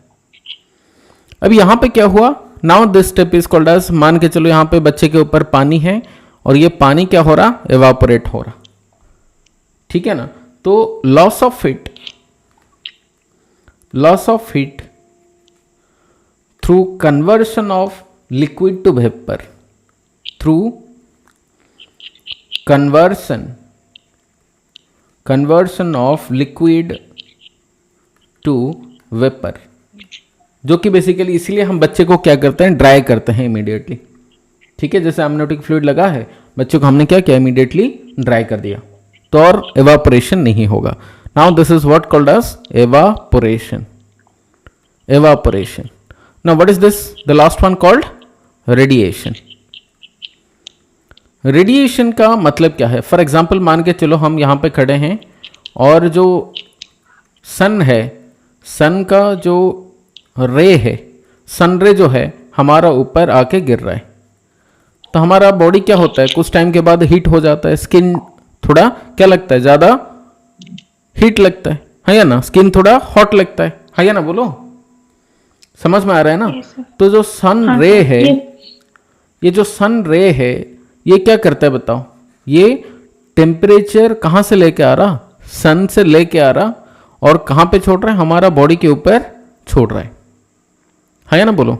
अगर मान के चलो वही सेम मतलब रे, ठीक है ना, मान के चलो जैसे टेम्परेचर ज्यादा किसका था, सन का टेम्परेचर ज्यादा था, हमारा बॉडी का टेम्परेचर कम था, इसलिए ट्रांसफर कहां से हुआ, सन टू बॉडी, हाँ या ना बोलो, थ्रू द रेडिएशन और थ्रू सन रे, हाँ या ना बोलो। अगर सेम चीज हम यहां पे बॉडी के ऊपर लागू कर दें, मान के चलो हमारा रूम के अंदर कहीं पे एक आइस का पूरा एक बार, मतलब मान के चलो बड़ा सा आइस का कुछ ऐसे लगा गया है, कुछ ऐसे आइस का पूरा बार ऐसे बड़ा सा है, ठीक है, या फिर कुछ ऐसे टेबल हो गया, या फिर मान के चलो और कोई ऑब्जेक्ट है या फिर कोई आइटम है हमारा रूम के अंदर जो कि बहुत ज़्यादा ठंडा है, ठीक है। तो बॉडी का जो हीट है वो सारे ऑब्जेक्ट के ऊपर चला जाएगा थ्रू रेडिएशन, है या ना बोलो, थ्रू रेडिएशन। अगर मान के चलो रूम के अंदर कोई ठंडा ऑब्जेक्ट्स बहुत सारे हैं, तो वो हमारा बॉडी का टेम्परेचर को ले लेगा थ्रू रेडिएशन वेव और थ्रू वेव, मान के चलो जैसे सन रे है, ठीक है ना, तो रे क्या करता है ना, तो सनलाइट का जो वेव है वो वेव के थ्रू आता है टेम्परेचर, फोटन लेके आता है, ठीक है ना। जो लाइट का एनर्जी कहाँ से आता है, फोटन से आता है, वैसे वो फोटन सन से लेके हमारा बॉडी के ऊपर छोड़ता है एनर्जी को या हीट को छोड़ता है, वैसे यहां से बॉडी से जो रेडिएशन जाएगा वो कोल्ड ऑब्जेक्ट के ऊपर जाके हमारा बॉडी का टेम्परेचर को वहां पे छोड़ देगा। तो radiation is another way. So radiation मतलब क्या, transfer of heat to the cooler object, ठीक है, which are actually not in contact. Transfer of heat, ठीक है, टू कूलर ऑब्जेक्ट, लाइक हो सकता है हमारा घर का दीवार हो, या फिर कोई टेबल हो, या फिर कोई कैबिनेट हो, कोई भी हो, which are actually not in contact, which are not in direct contact, direct contact, उसे क्या बोलते हैं? This is called as what? Radiation. समझ में आया? हाँ या ना बोलो। So these are 4 different mechanisms how heat loss occurs. Yes, कोई डाउट? कॉन्वेक्शन एंड रेडिएशन में क्या डिफरेंस है? कन्वेक्शन एंड रेडिएशन दोनों में कोई डायरेक्ट कांटेक्ट नहीं होता, ठीक है ना। सो कन्वेक्शन मतलब एक मीडियम चाहिए। मीडियम क्या? एयर, ठीक है। मान के चलो यहां पे कोई ऑब्जेक्ट है, ठंडा वाला ऑब्जेक्ट है, कूल ऑब्जेक्ट है, यहां से एयर फ्लो हो रहा, ठीक है ना, और ये बॉडी के पास गया, तो यहां पे क्या हुआ? मीडियम, एयर हुआ। हाँ या ना बोलो, समझ में आ रहा है ना। तो ठंडा वाला एयर, वो मीडियम, यहां से हमारा बॉडी का टेम्परेचर लेके चला जाएगा। समझ रहे हो बात? समझ रहे हो क्या? लेकिन यहां पे मान के चलो ये एक कूल ऑब्जेक्ट है, लेकिन यहां पे मान के चलो पूरा सारा विंडो, मतलब यहां पे कोई एयर का सर्कुलेशन नहीं है वो रूम में, फिर भी हमारा बॉडी ठंडा हो जाएगा। कैसे हो जाएगा? कैसे होगा बताओ? यहां पे मीडियम तो एयर नहीं है, ये यहां पे क्या हो रहा? जो हीट वेव है, वो वेव क्या होगा? हमारा बॉडी का जो टेम्परेचर है, वो वेव हमारा बॉडी का टेम्परेचर को वो कूल ऑब्जेक्ट के ऊपर लेके छोड़ देगा, ठीक है ना। तो ये सारे होता है क्या? वेव। समझ गए ना? समझ गए बात? Yes sir. तो ये एयर नहीं है, ये वेव है। समझ गए? तो ये वेव हमारा बॉडी से हीट को लेके छोड़ता है कूल एयर के ऊपर, आई मीन कूल ऑब्जेक्ट के ऊपर। समझ गए बात? सो डिफरेंस समझ में आया? समझ में आता है? यहां पे जैसे कि एसी का एयर है, एसी का एयर, या फिर विंडो के अंदर से जो, अगर मान के चलो कोई कूल ड्राफ्ट आ रहा, ड्राफ्ट एयर, ठीक है ना, विंडो से आ रहा, तो वो सारे एयर यहां पे टेम्परेचर लेके चला जाएगा। लेकिन मान के चलो बी, जो रेडिएशन वाला बात है, यहां पे मैंने जैसे बोला कोई ठंडा वाला कैबिनेट है, या फिर कोई आइस हमारा रूम के अंदर रखा है कोई, ठीक है ना, वो हमारा टेम्परेचर को खींच लेगा। यहां पे एयर नहीं है, एयर का बात नहीं है। एयर अगर गया तो कन्वेक्शन बोल देंगे। समझ रहे हो ना बात? समझ में आ रहा है कंसेप्ट? Yes sir. चलो, सो यहां पे क्या हुआ? बात हुआ कि the nurse assisted with the delivery of the newborn, which nursing action is most effective in preventing heat loss by evaporation? evaporation से क्या होता है? फ्लूइड वेपर बन जाता है, तो हमें फ्लूइड को निकालना है सो दैट टेम्परेचर लॉस ना हो। So we have to what? Dry the infant. समझ गए बात? यहां पे एक आता है ऑप्शन ए को समझ लो, वार्मिंग द क्रीप पैड। इसमें क्या बेनिफिट होगा बताओ? कौन सा हीट लॉस रोक पाएंगे हम? क्रीप मतलब समझ रहे हो ना? क्रीप जहां पे बच्चा बेसिकली सोता है, यहां पे कंडक्शन। हाँ या ना बोलो? कंडक्शन मतलब क्या? क्रीप पैड में बच्चे को हम सुलाते हैं, डायरेक्ट अगर मान के चलो उसको वार्म कर दिए तो क्या होगा? डायरेक्ट कंटैक्ट में बच्चा नहीं आएगा, और यहां पे बच्चे का कंडक्शन, मतलब कंडक्शन के थ्रू जो हीट लॉस होता है वो नहीं होगा। Closing the doors to the room, room का डोर क्लोज कर देना, तो क्या प्रिवेंट कर पाएंगे? कौन सा वाला हीट लॉस को? Convection. Very good. Now this is वो convection. Turning on the overhead radiant warmer, ये क्या होता है बताओ? अगर हाँ, यहां पे देखो रेडिएंट वार्मर से क्या होता है? वार्मर से हमने क्या लगाया? लाइट लगाया। हाँ ना बोलो? वार्मर से लाइट आता है, और ये सारे क्या होते हैं? एयर थोड़ी ना यहां पे टेम्परेचर लेके आता है। टेम्परेचर कौन लेके आता है? Rays, light rays. है ना बोलो? और वो बॉडी के ऊपर छोड़ता है टेम्परेचर, इसे क्या बोल देंगे? रेडिएशन। रेडिएशन। समझ गए ना? हाँ या ना बोलो? इसलिए तो रेडिएंट बोलते हैं। समझ गए ना बात? चलो, सो नेक्स्ट है the nurse assisted with the delivery. हाँ, ये तो हो गया already. Next question, dose of vitamin के इन प्रीटर्म।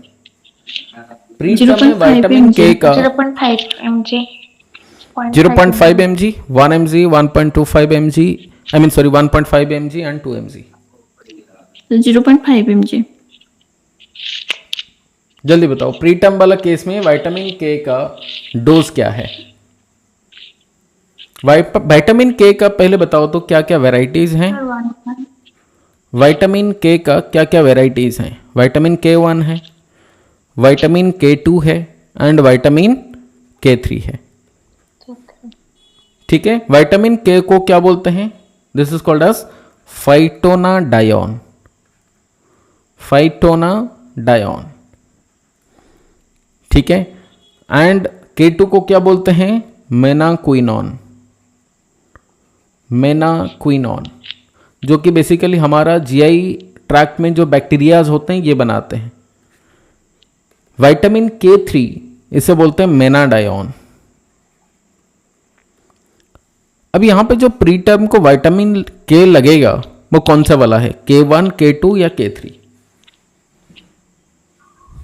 सर मेनली K1 लगता है ना। Very good. Vitamin K1 basically हम एडमिनिस्टर करते हैं। क्या देते हैं? Vitamin K1। तो क्या देते हैं? फाइटोनाडायोन। इसका मतलब क्या? हम विटामिन K1 को एडमिनिस्टर करते हैं, जो कि हम फाइटोनाडायोन, या फिर इसका और एक मतलब नाम है, मतलब कंपोजिशन है, सॉल्ट है इसका, फाइटोमेनाडायोन। ठीक है, फाइटोमेनाडायोन। और एक विटामिन K1 का प्लांट फॉर्म एक है K1 का, और एक वेराइटी है, बोलते हैं फाइलोक्विनोन। ये प्लांट ओरिजिन का है, प्लांट से मिलता है vitamin K1। Vitamin K1 plant origin से जो मिलता है वो बोलते हैं फाइलोक्विनोन। पर हमें जो देना है बच्चे को वो क्या? फाइटोनाडायोन या फाइटोमेनाडायोन। बेसिकली फाइटोनाडायोन हम देते हैं। और जो अवेलेबल फॉर्म है वो क्या है? Available form in the sense जो एम्पल हमें मिलता है, बेसिकली उसमें क्या होता है? 1 mg होता है पर 1 ml। ऐसा वाला भी एम्पल आता है। ठीक है, दूसरा आता है जो कि 1 mg होता है पर 0.5 ml। ठीक है, 0.5 ml में भी 1 mg मिलता है और 1 mg भी 1 ml में मिलता है। और एक आता है जो बेसिकली हमें पीडियाट्रिक पॉपुलेशन में यूज करते हैं, यही दोनों को यूज किया जाता है। लेकिन अडल्ट वाला केस में हम यूज करते हैं जैसे कि 10 mg पर 1 ml। ये होता है अडल्ट वाला केस में। ये बिल्कुल भी पीडियाट्रिक पॉपुलेशन में यूज नहीं होना चाहिए। तो जो पीडियाट्रिक पॉपुलेशन में यूज किया जाता है वो है 1 mg पर 1 ml या 1 mg पर 0.5 ml। ये यूज किया जा सकता है। अभी क्वेश्चन आता है कि विटामिन K1 जब हम देते हैं तो क्या क्राइटेरिया होता है, कितना इसका डोज रहता है। अगर मान के चलो कोई एक टर्म बच्चा है तो टर्म बच्चे के लिए हम क्या देते हैं? 1 mg देते हैं। 1 mg। ठीक है, अगर प्री टर्म बच्चा है तो कितना देते हैं? 0.5 mg। 0.5 mg। इसका मतलब क्या? 1 ml यहाँ पे 0.5 ml। 0.5 ml। ठीक है ना, मतलब ये क्या होना चाहिए? 1 mg पर 1 ml होना चाहिए। ठीक है ना, जहां पर 1 mg पर 1 ml, तो वो वाला कंडीशन में। हाँ या ना बोलो, समझ में आ गया कंसेप्ट? अभी दूसरा वाला कंसेप्ट यह है, वेट के हिसाब से भी दिया जा सकता है। वेट के हिसाब से क्या? अगर वेट इज ग्रेटर देन 1000 ग्राम, 1000 ग्राम से अगर ज्यादा है या 1 kg से ज्यादा है बच्चे का वेट, देंगे कितना? 1 mg। ठीक है, अगर लेस देन 1000 ग्राम है तो कितना देंगे? जल्दी बताओ। 0.5 mg। सिंपल है। हाँ या ना बोल दो।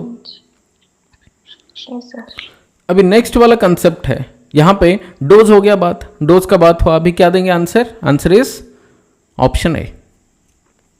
ठीक है, 0.5 mg। क्यों? प्रीटर्म वाला बच्चा है तो कौन सा वाला केस में हम देते हैं 0.5 mg? एक तो प्रीटर्म होना चाहिए या फिर बच्चे का जो वेट है should be less than 1000 gram. 1 mg कौन सा वाला केस में देंगे? टर्म बच्चा होना चाहिए या फिर मोर देन 1000 ग्राम होना चाहिए, तब देंगे 1 mg। Is it clear? Very good. अभी नेक्स्ट आते हैं अगर साइट हमारा पूछ ले एग्जाम में, कहां पर देते हैं विटामिन के को? बताओ। कहाँ पे देंगे? Anterolateral thighs. Answer is anterolateral aspect of mid thigh, aspect of mid thigh, याद रखना, anterolateral aspect of mid thigh. ठीक है, anterolateral aspect of mid Thai.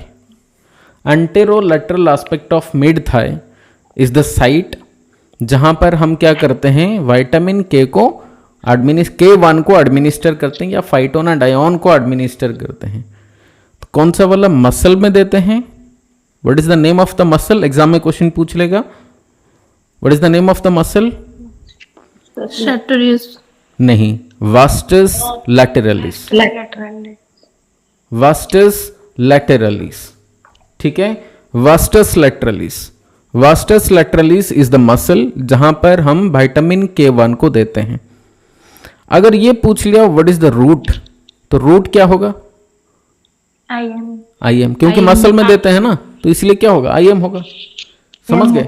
तो IM दिया जाता है कहां पर? मसल पूछा तो वास्टस लैटेरलिस, साइट पूछा तो बोलेंगे एंटेरोलैटरल एस्पेक्ट ऑफ मिड थाई। दोनों में डिफरेंस समझ लो, एग्जाम में बच्चे गलत करके आए हैं। साइट पूछा है और ऑप्शन ए में रखा anterolateral aspect of mid thigh, option b में रखा वास्टस लैटेरलिस। क्या दोगे बताओ, क्या बोलोगे? Yes, the answer is option a, anterolateral aspect of mid thigh, vastus lateralis नहीं। वास्टस लैटेरलिस क्या है? It is not site, this is muscle. समझ गए ना बात? तो समझ लो साइट और मसल दोनों में डिफरेंस है। एग्जाम में ऐसा क्वेश्चन पूछा था, वास्टस लैटेरलिस था, एंटेरोलैटरल एस्पेक्ट ऑफ मिड थाई भी था। बच्चों ने ज्यादातर ये वाला मसल को आंसर करके चले गए और गलत हो गया, पर आंसर क्या था? एंटेरोलैटरल एस्पेक्ट ऑफ मिड थाई। याद रखना, एग्जाम में क्वेश्चन पूछेगा। अगर हम वास्टस लैटेरलिस मसल में देते हैं, याद रखना न्यूबॉर्न वाला केस में मैक्सिमम हम 1 ml तक दे सकते हैं ये मसल में, वास्टस लैटेरलिस में। अगर न्यूबॉर्न हो, मतलब न्यूबॉर्न से बच्चों वाला केस में आगे, चिल्ड्रन वाला केस में यहाँ पे अप टू 3 ml तक दे सकते हैं। अगर एडल्ट हो गया तो फिर मैक्सिमम हम 5 ml तक यहाँ पे कोई भी इंजेक्शन को दे सकते हैं वास्टस लैटेरलिस में। अब यहाँ पे वास्टस लैटेरलिस कहाँ पे है? ज़्यादातर बच्चों को ना यहाँ पे देखा होगा, जो मतलब बेसिकली प्रैक्टिस अच्छा से पता नहीं है, वो ज़्यादातर कहाँ पे दे देते हैं? एंटीरियर साइड में दे देते हैं, पर एक्चुअली नहीं देना चाहिए। It should be given on the lateral side. यहाँ पे देख रहे हो ना, लैटरल साइड में दिया जा रहा है। हम क्या करते हैं, ग्रेटर ट्रोंकाटर एंड जो लैटरल फीमोरल कॉन्डाइल, ये दोनों के बीच में एक मिड पॉइंट चूज करते हैं एंड ये मिड पॉइंट बेसिकली साइड में होना चाहिए। यहाँ पे जैसे इंजेक्शन को हम देते हैं ना, वो साइड में देते हैं, not on the anterior side. यहाँ पे नहीं दे रहे हैं, कहाँ पे दे रहे हैं? साइड में दे रहे हैं, इसीलिए तो बोलते हैं लैटरल साइड, वास्टस लैटेरलिस, हाँ या ना? So what is this called? Anterolateral aspect of mid thigh. Mid thigh क्यों बोल रहे हैं? क्योंकि ग्रेटर ट्रोंकाटर, थाई यहाँ पे है, यहाँ से यहाँ तक थाई है। कहाँ से? ग्रेटर ट्रोंकाटर से लैटरल फीमोरल कॉन्डाइल, और मिडिल पार्ट है ये, इसलिए तो मिड थाई बोल दिए। ये कंप्लीटली ये वाला पार्ट क्या है? थाई है, और ये वाला पार्ट क्या है? मिड थाई, हाँ या ना बोलो? Mid thigh. और मिड थाई में कहाँ पे देते हैं? लैटरल साइड में, हाँ या ना बोलो? लैटरल साइड में।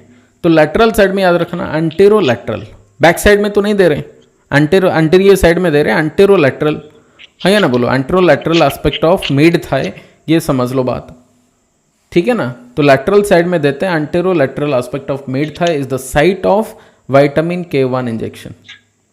अब यहाँ पे जो इंजेक्शन लगाते हैं, ठीक है, तो ये इंजेक्शन के अंदर जो मतलब नीडल लगा गया है, वो नीडल का साइज क्या है?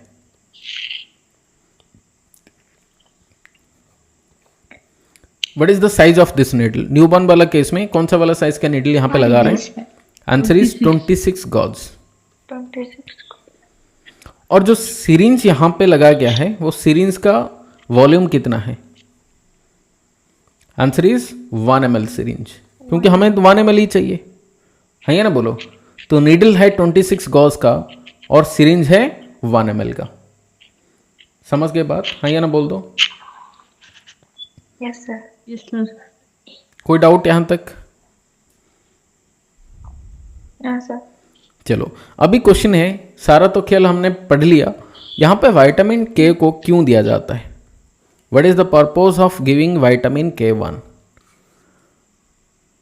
जल्दी बताओ, what is the purpose of vitamin? Coagulation. नहीं, कोआगुलेशन ऑफ। कोआगुलेशन करने के लिए नहीं, ये समझ लो ब्लीडिंग को रोकने के लिए। Bleeding. हाँ या ना बोलो। सो इंडिकेशन, इसका पर्पज क्या है? To prevent vitamin K deficiency bleeding. हाँ या ना बोलो, vitamin K deficiency related bleeding. समझ गए? विटामिन के डेफिशिएंसी ब्लीडिंग को रोकने के लिए, इसे बोलते हैं VKDB। ठीक है, VKDB मतलब क्या? Vitamin K deficiency bleeding. और VKDB का डिफरेंट वेराइटीज हैं, early VKDB, classical VKDB and let VKDB। इसको समझ लेते हैं, इंपॉर्टेंट है। ठीक है, क्यों विटामिन के डेफिशिएंसी ब्लीडिंग होता है? क्योंकि हमें पता विटामिन K2 जो है, विटामिन K2 ये कहाँ से बन रहा? मैंने अभी थोड़ी देर पहले बताया, जो मेनाक्विनोन है ये GI ट्रैक्ट में बन रहा है, और ये बैक्टीरिया बेसिकली बनाते हैं, तो कोलोन बैक्टीरिया। पर न्यूबॉर्न केस में जो GI ट्रैक्ट है, वो GI ट्रैक्ट कंप्लीटली स्टीराइल है, इसके अंदर कोई बैक्टीरिया नहीं है। तो बच्चा जैसे बाहर आया, वो स्टीराइल GI ट्रैक्ट हुआ, तो कोई बैक्टीरिया नहीं, तो विटामिन के कैसे बनेगा? So there is a deficiency of vitamin K. And अगर बात करोगे regarding mother to fetus before delivery, तो अब ये बोलोगे कि सर ये मदर से तो विटामिन के थ्रू प्लासेंटा आ सकता है, हाँ या ना? लेकिन तो प्लासेंटा से नहीं आ सकता। प्लासेंटा को क्रॉस करके विटामिन के फिटस के अंदर नहीं जा रहा, तो फिटस के अंदर डेफिशिएंसी होगा, राइट? अभी ये बोलोगे सर अभी फिटस तो बाहर आ गया, अभी ब्रेस्ट फीडिंग कर रहा, ब्रेस्ट फीडिंग से तो जा सकता है विटामिन के? नो। सो ब्रेस्ट फीडिंग या breast milk is a poor source of vitamin and most commonly vitamin के। विटामिन सी तो बिल्कुल डेफिशिएंसी है, मतलब एब्सेंट है। विटामिन सी बिल्कुल ब्रेस्ट मिल्क में है नहीं। विटामिन के ऊपर से पुअर सोर्स है, तो विटामिन के कहाँ से मिलेगा बच्चे को? तो विटामिन, और हम 6 मंथ तक एक्सक्लूसिव ब्रेस्ट फीडिंग कराते हैं। इज देयर एनी सोर्स की बच्चे को विटामिन के मिले? नहीं। तो इसलिए विटामिन के को हमें बाहर से देना है, और विटामिन के को जैसे ही हम बाहर से देते हैं, this can prevent a bleeding. बच्चों को ब्लीडिंग होने से हम रोक पाएंगे। तो रोकने के लिए हमें विटामिन के को देना चाहिए। What is that called vitamin K deficiency bleeding disorder. Bleeding disorder, तो VKDB जिससे बोलते हैं बेसिकली। अभी विटामिन के का क्या रोल है बताओ? बॉडी के अंदर जाने से क्या कर पाएगा? Vitamin K basically helps in synthesis of some clotting factors.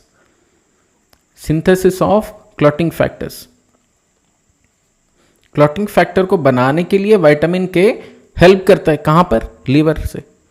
Liver क्या करता है फिर? जैसे ही विटामिन के आ गया, ये बनाता है क्लॉटिंग फैक्टर 2 को, 7 को बनाता है, 9 और 10। अगर विटामिन के नहीं है तो 2, 7, 9 और 10 ये चारों नहीं बन पाएगा। तो इसलिए क्लॉटिंग फैक्टर बनने के लिए विटामिन के का रिक्वायरमेंट है। समझ गए बात? Yes sir. तो विटामिन के का रिक्वायरमेंट यहां पे है। अभी नेक्स्ट वाला कंसेप्ट है, तो जब ब्लीडिंग होता है, ब्लीडिंग को रोकने के लिए हम दे रहे हैं। अगर मान के चलो एक अर्ली VKDB वाला कंडीशन है, अर्ली, यहाँ पे VKDB का 3 कंडीशंस हैं। एक है अर्ली VKDB, ठीक है, और दूसरा है सो बोलते हैं classical VKDB, vitamin K deficiency bleeding, और तीसरा है जिसे बोलते हैं late vitamin K deficiency bleeding.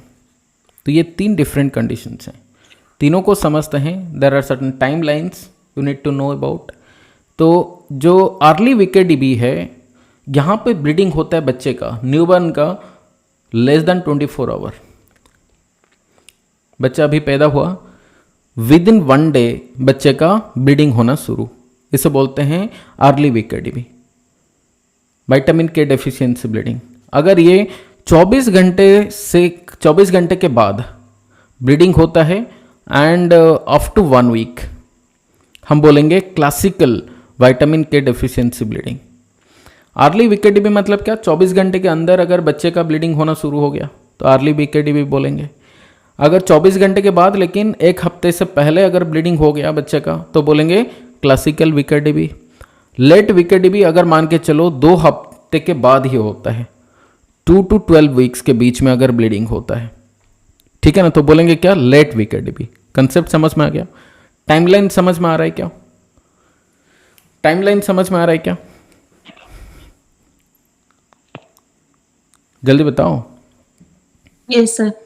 अभी एक कंसेप्ट समझो, विटामिन के, मान के चलो हमने विटामिन के एट बर्थ हमने दिया, एट बर्थ विटामिन के को दिया जाता है इमीडिएटली विद इन 24 आवर, है ना? बोलो 24 आवर के बाद तो नहीं देते हैं। अभी एट बर्थ हमने विटामिन के को अगर मान के चलो दिया तो काम करने के लिए तो इसको टाइम चाहिए। अगर मान के चलो बच्चा पैदा हो गया और 5-6 घंटे में ब्लीडिंग शुरू हो गया, क्या विटामिन के जो हमने दिया है एज प्रोफाइलैक्सिस क्या वो काम कर पाएगा? In early VKDB it will be of no use, इसका कोई इफेक्टिवनेस नहीं है। इन अर्ली वीकेडीबी वाला कंडीशन में विटामिन के का कोई मतलब काम होगा नहीं, इफेक्टिव नहीं होगा। सो विटामिन के prophylaxis is not effective, prophylaxis is not effective, समझ गए? सो न्यूबॉर्न को अगर हमने विटामिन के का इंजेक्शन दिया तो अर्ली वीकेडीबी वाला कंडीशन को ये रोक नहीं पाएगा। अगर ब्लीडिंग हो जाता है विद इन 24 आवर तो रोक नहीं पाएगा। लेकिन ये दोनों केस में विटामिन के प्रोफाइलैक्सिस विल बी इफेक्टिव, ये दोनों केस में इफेक्टिव होगा। आफ्टर 24 आवर ये काम कर लेगा, क्योंकि विटामिन के को काम करने के लिए 24 घंटे का टाइम चाहिए और ये काम कर लेगा अगर विद इन 24 आवर हमने दे दिया। लेकिन ये काम करने के लिए 24 घंटा चाहिए। तो classical VKDB can be prevented and late VKDB also can be prevented, but early VKDB can not. तो इसलिए क्या लग रहा है बताओ? अभी विटामिन के अगर मान के चलो अर्ली वीकेडीबी होने वाला है तो हम कैसे जान पाएंगे और इसको कैसे रोक पाएंगे? समझ में आ रहा है क्या? अर्ली वीकेडीबी मतलब 24 घंटे के अंदर अगर न्यूबॉर्न का ब्लीडिंग होने वाला है तो कैसे हमें पता होगा? तो हमें पता लगाना है क्या मदर कोई एंटीकोआगुलेंट ले रही है क्या, ठीक है ना? तो हमें मदर का हिस्ट्री चाहिए। अगर कोई मदर एंटीकोआगुलेंट ले रही है, एंटीकोआगुलेंट, या फिर मदर कोई एंटी ट्यूबरकुलर ड्रग ले रही है, जैसे कि फॉर एग्जांपल रिफाम्पिसिन, या फिर अगर मदर कोई ले रहा है एंटी कन्वल्सेंट, जैसे कि फॉर एग्जांपल फेनिटोइन या फिनोबार्बिटॉन, अगर वो एंटी कन्वल्सेंट ले रही है then there is a chance कि न्यूबॉर्न को अर्ली वीकेडीबी हो। तो इसलिए अभी विटामिन के बच्चे को देने से बेहतर है कि मदर को दे दो। Vitamin K administration to the mother, क्योंकि बच्चे को देने से तो ये 24 आवर, अगर मदर एंटीकोआगुलेंट ले रही है तो फिर बच्चे का ब्लीडिंग तो 24 आवर से पहले हो जाएगा, तो बच्चे को देने से कोई फायदा नहीं। तो पहले क्या कर दो? मदर को दे दो, ठीक है ना? तो विटामिन के एडमिनिस्ट्रेशन, क्योंकि ये सिंथेटिक टाइप का है and this will cross the placenta, ठीक है? So vitamin K administration to mother, ठीक है? तो ये क्या करेगा? सो 24 आवर बिफोर डिलीवरी हमें मदर को देना है, so that this vitamin K can be utilize for the baby. क्या कंसेप्ट समझ में आया? तो विटामिन के प्रोफाइलैक्सिस यहाँ पे इफेक्टिव नहीं है, तो इसलिए मदर को देना है। अगर मदर कोई एंटीकोआगुलेंट ले रही है, एंटी ट्यूबरकुलर ड्रग ले रही है या फिर एंटी कन्वल्सेंट ले रही है। क्लासिकल वीकेडीबी मतलब हमने बोला कि 24 आवर के बाद अगर ब्लीडिंग हो रहा और 1 वीक के अंदर, समझ गए ना बात? लेट वीकेडीबी मतलब अगर 2 हफ्ते से 12 हफ्ते के अंदर ब्लीडिंग हो रहा, तो वो देंगे, बोलेंगे लेट विकेडी बी, और ये दोनों केस में विटामिन के दिया जा सकता है। समझ गए बात? कंसेप्ट समझ में आया? चलो, सो अभी चलते हैं next question. The nurse is preparing to administer an injection of vitamin K to a newborn. Which injection site should the nurse select? Vitamin K लिए कौन सा साइट को चूज करना है? A gluteal muscle, b the lower aspect of the rectus femoris muscle, c the medial aspect of the upper third of vastus lateralis muscle, d the lateral aspect of the mid third of the vastus lateralis muscle. Option D. Answer is option D, simple है, lateral aspect of the mid thigh, and that is a vastus lateralis muscle. Now next question is, the nurse in the delivery room is performing an initial assessment on a newborn infant. When examining the umbilical cord, जो umbilical cord examine करने के time we found, I mean हम क्या expect कर रहे हैं कि क्या मिलेगा? ऑप्शन ए 1 आर्टरी मिलेगा, 2 वेन्स मिलेगा, 2 आर्टरी मिलेगा, 1 आर्टरी एंड 1 वेन मिलेगा। Sorry 2 arteries. फिर क्या बताओ? एक तो याद रखो आभा, आभा याद रख सकते हो, 2 आर्टरी 1 वेन। मैंने कैसे याद रखा है बताओ? मैंने फेस याद रखा है, 2 आंखें और 1 नाक है, ठीक है ना? तो आंख से मैंने ये रखा याद 2 आर्टरी और 1 नाक, मतलब वी शेप का। तो मैं मतलब ज़्यादातर मैं भूल जाता था, तो मैं ऐसे मतलब एक ट्रिक लगा के रखा, याद रखने के लिए ट्रिक यूज़ किया।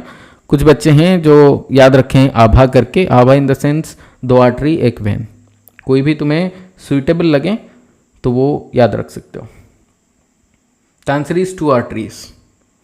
Now next question is, the nurse is performing an assessment of a newborn admitted to the nursery after birth. On assessment of the newborn's head, what should the nurse anticipate to be the most likely finding?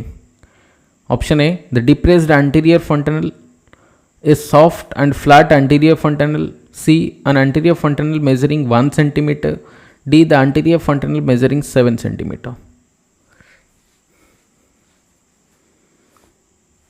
Normal है newborn. अब यहाँ पे क्या तुम option B. हाँ sir option B, option B flat, soft and flat. अगर fontanelle depressed है मतलब क्या? जल्दी बताओ, डिप्रेस्ड मतलब क्या? डिहाइड्रेशन। डिहाइड्रेशन। बल्जिंग मतलब क्या? इंक्रीज्ड आईसीपी या फिर हाइड्रोसेफेलस। हाइड्रोसेफेलस, हाँ या ना बोलो? तो याद रखना, तो ये दोनों केस में बेसिकली लाइक ये क्वेश्चन पूछ सकता है डिप्रेस्ड फंटनल कब होगा, एंड देन बल्जिंग फंटनल कौन से वाला कंडीशन में होगा। शेप क्या होता है इसका? डायमंड शेप का, ठीक है। क्लोज कब होता है? ज़्यादातर एग्जाम में क्वेश्चन पूछता है कब होता है, बताओ? अराउंड 18 to 24 मंथ, ठीक है ना? याद रख लेना, सिंपल सा है। कहाँ पर है बताओ? आगे वाला सूचर क्या है और यहाँ पे क्या है? ऐसा वाला है ना, ऐसा सूचर्स हैं सारे, ठीक है। बताओ आगे वाला क्या है? यहाँ पे एक बोन है, फ्रंटल सूचर्स या मेटोपिक, मेटोपिक या फिर फ्रंटल सूचर बोल सकते हो, है ना? बोलो मेटोपिक और फ्रंटल सूचर। ये वाला क्या बताओ? This are called coronal suture. And what is this? Sagittal suture. Very good, sagittal suture, ठीक है ना? चलो, तो यहाँ पे ज़्यादा इसका मतलब छानबीन नहीं करेंगे, आगे बढ़ रहे हैं। विच of the following is not a component of KMC? KMC का यहाँ पे कौन सा कंपोनेंट नहीं है, क्वेश्चन बोला, ठीक है। Option A skin to skin contact, B supplementary nutrition, C exclusive breast feeding, D early discharge and follow up. Sir B. Sir B option. Option B supplementary nutrition नहीं है, स्किन टू स्किन कॉन्टैक्ट है, exclusive breast feeding है, and early discharge and follow up. These are 3 components of KMC. Let me show you important point जो कि KMC के position के regarding exam में question पूछेगा। मोस्ट कॉमनली केएमसी कब दिया जाता है? When the baby weight will be less than 2.5 kg। हाँ मतलब बेसिकली क्या होता है, अगर एलबीडब्ल्यू बच्चा है, ठीक है ना, हाँ लो बर्थ वेट बच्चा है, तो वो केस में केएमसी दिया जाता है, कंगारू मदर केयर दिया जाता है, ठीक है। तो केएमसी का डिफरेंट पीरियड है, जिसे बोलते हैं शॉर्ट केएमसी, ठीक है ना, कभी बोलते हैं एक्सटेंडेड केएमसी बोला जाता है, एक्सटेंडेड केएमसी, या फिर लॉन्ग केएमसी बोल सकते हो, या फिर कंटिन्यूअस केएमसी, ठीक है। तो शॉर्ट केएमसी मतलब क्या, अगर पर डे तुम 4 घंटा केएमसी देते हो, ठीक है। एक्सटेंडेड केएमसी मतलब अगर 5 से 8 घंटा डेली दे रहे हो, ठीक है। लॉन्ग केएमसी मतलब अगर 9 से 12 घंटा दे रहे हो केएमसी। कंटिन्यूअस मतलब अगर 12 घंटे से ज़्यादा हो गया तो बोलेंगे कंटिन्यूअस केएमसी फॉर बच्चा हो गया है। अभी पोजीशनिंग इज इंपॉर्टेंट, यहाँ पे जो मदर का पोजीशन क्या होगा और बच्चे का पोजीशन क्या होगा, ठीक है। तो केएमसी के लिए ये इंपॉर्टेंट रहेगा। तो बच्चे का पोजीशन के रिगार्डिंग एग्जाम में क्वेश्चन पूछ लेता है। तो पोजीशन क्या है, पहले बच्चा क्या होना चाहिए, बच्चे का हम पूरा कंप्लीटली ड्रेस निकाल देते हैं, सिर्फ 3 चीज को छोड़ के। क्या, एक है कैप, ठीक है, दूसरा नैपी, तीसरा क्या, सॉक्स, ठीक है। ये तीनों चीज को छोड़ के हाथ में अगर कुछ लगाया गया है तो चलेगा, कोई प्रॉब्लम नहीं, पर बेसिकली ये 3 चीज को हम मानते हैं और ये कंप्लीटली बच्चे को क्या कर देते हैं, अनड्रेस कर देते हैं, समझ गए। अभी यहां पे बच्चे को कैसे रखा जाता है, between the breast, between the breast prone position में रखा जाता है। तो क्या पोजीशन है, prone. So baby is between the mother's breast in prone position, ठीक है। तो सपोर्ट पूरा बच्चे का, यहां पे देखो बटम को सपोर्ट क्या है, ठीक है, एक हाथ से, दूसरा बॉडी को सपोर्ट मिला है। Head should be turn to one side, head एक साइड को टर्न किया गया है एंड पोजीशन इज फ्लेक्स्ड। ये कंप्लीट जो पोजीशन यहां पे लग रहा है ना, so what is this called frog position. क्या बोलते हैं इसको, फ्रॉग पोजीशन बोला जाता है। फ्रॉग पोजीशन क्या है बताओ, एक तो कंप्लीटली बच्चा अनड्रेस्ड है, बिटवीन द ब्रेस्ट है, एक साइड को क्या हुआ है, हेड टर्न हुआ है, और पैर और हाथ दोनों फ्लेक्शन पोजीशन पे है, समझ गए। व्हाट इज दिस कॉल्ड, जल्दी बताओ, this is called frog position, frog position, ठीक है। और एग्जाम में ज्यादातर क्वेश्चन पूछता है रूम का जो टेम्परेचर है वो कितना होना चाहिए। Room temperature for KMC should be 26 to 28 degree centigrade, ठीक है, 26 to 28 डिग्री सेंटीग्रेड। मदर कैसे बैठना चाहिए, मदर चेयर के ऊपर बैठना चाहिए या कैसे बैठना चाहिए, the mother should be in semi supine position, semi supine, ठीक है, नॉट सेमी सुपाइन तो नहीं बोल सकते, सेमी फॉलस पोजिशन या सेमी रिक्लाइनिंग पोजिशन, जहां पे मतलब मान के चलो ऐसा वाला पोजिशन जहां पे ये एंगल क्या होगा, अराउंड 40 to 45 डिग्री का होगा, मतलब अराउंड सेमी फॉलस पोजिशन मान के चलो। मदर ऐसा होना चाहिए ये वाला पोजिशन पे और बच्चा यहाँ पे, ठीक है ना, बच्चा इधर। तो ये कौन सा वाला पोजिशन, सेमी फॉलस, मतलब बेहतर पोजिशन है, ठीक है। और एंगल कितना होना चाहिए, अराउंड 45 डिग्री। गॉट इट, समझ में आया, समझ में आ गया सर।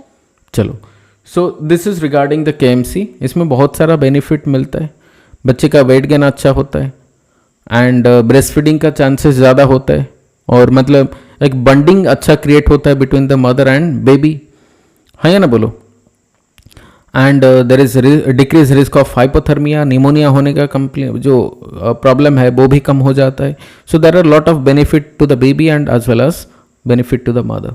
सो नाउ केएमसी के रिगार्डिंग जो क्वेश्चंस बेसिकली पूछता है, इंपॉर्टेंट एमसीक्यूज, वो यहाँ से ही पूछेगा जो अभी हमने डिस्कशन किया। और ज़्यादातर जो केएमसी का क्वेश्चन पूछता है वो है regarding the component of KMC. याद रखना क्या क्या, एक है स्किन टू स्किन कंटैक्ट, जल्दी बता दो कंपोनेंट्स, रिवाइज करवा देते हैं। स्किन टू स्किन कंटैक्ट, दूसरा एक्सक्लूसिव ब्रेस्ट फीडिंग, तीसरा follow up and discharge, follow up and जल्दी बताओ, very good, discharge and follow up, ठीक है ना, follow up and discharge and follow up, पहले डिस्चार्ज उसके बाद ही फॉलोअप होगा, राइट है ना, बोलो। So this is regarding the 3 components of KMC. I hope सबको समझ में आया होगा।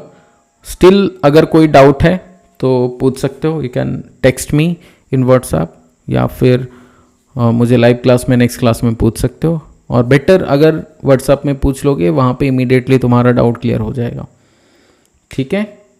या फिर तुम ग्रुप में मैसेज कर दो और भी ज़्यादा बेहतर होगा, क्योंकि बाकी बच्चों को भी वो डाउट अगर होगा वो भी वहाँ पे क्लियर हो जाएगा, ठीक है। बंद करूँ? Thank you sir. Thank you, sir. Okay bye, Thank take you, sir. Care, good night. Good night sir. Good night.